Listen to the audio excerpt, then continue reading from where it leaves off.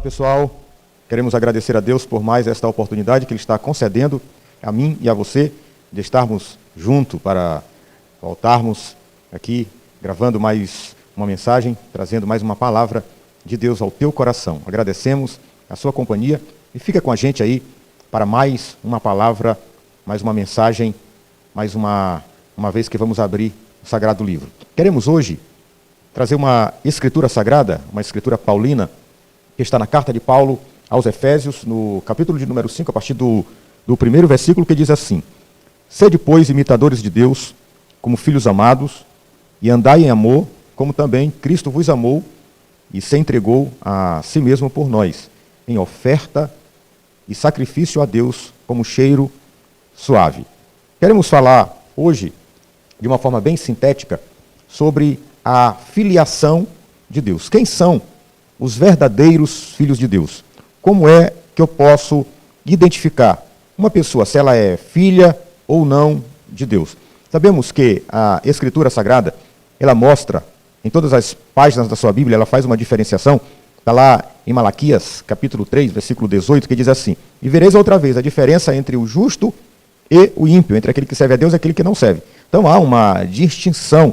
A Bíblia chama de ímpio aquela pessoa que se esquece, aquela pessoa que vive como se Deus não existisse. Existe o ateu, existe o agnóstico. O ateu não acredita na existência de Deus. O agnóstico, ele acredita na existência de Deus, só que ele não tem fé o suficiente para crer e acreditar que Deus se importa com este mundo, que Deus se importa com este planeta. E existem pessoas que, apesar de não serem ateus, de não serem agnósticas, apesar de não terem desenvolvida estas filosofias modernas, mas ele vive uma vida como se Deus não existisse através da sua prática.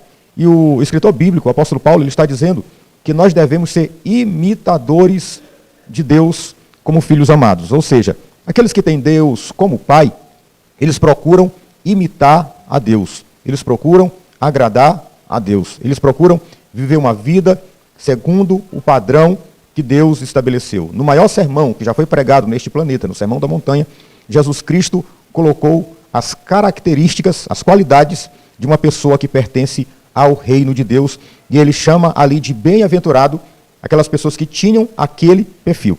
E eu quero me dirigir a você que está ouvindo e assistindo esse vídeo, se você tem ou quer ter as características que Deus exige de um verdadeiro filho seu. E eu quero caminhar para o final, mostrando para você que Deus enviou Moisés ao Egito para tirar Israel daquele local. Eles estavam em um momento de escravidão, eles estavam servindo a Faraó, estavam humilhados, era um povo que estava cativo naquela terra, e agora eles estavam sofrendo uma grande opressão pela mão daquele grande homem, daquele grande líder, pela mão de Faraó, que era o homem mais poderoso que existia naquele momento, naquele período. Então, olhando para esta escritura, especificamente em Êxodo, no capítulo de número 11, onde Deus vai estabelecer e falar para Moisés que ele iria trazer a 10ª praga. E a 10ª praga foi a morte dos primogênitos. Aqui nós encontramos a Páscoa, a sua instituição, e a Páscoa nós temos no hebraico esta palavra que é Pessá, que tem o significado de passar por cima, e ali Deus estabeleceu que ele iria entrar na casa de cada egípcio e iria trazer morte e mataria o primogênito da casa de cada egípcio e até mesmo da casa de Faraó. E aqui a gente entende um detalhe que eu quero mostrar para você, porque Israel, ele foi considerado por Deus como seu filho primogênito, seu filho primeiro. Ou seja, foi o primeiro povo que Deus escolheu, que Deus separou e que Deus trouxe para a sua presença.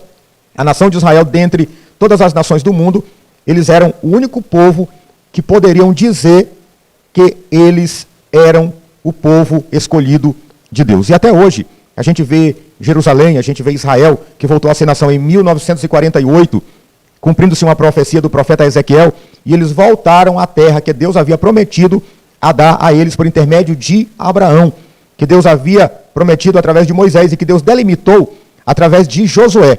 Deus falando o local geograficamente, tanto a largura como o comprimento da terra que Deus estava dando para eles. E aqui a gente entende uma verdade muito importante bíblica, que a gente percebe que Deus tira o filho primogênito de Faraó, porque Faraó estava escravizando aqueles que seriam o filho primogênito de Deus.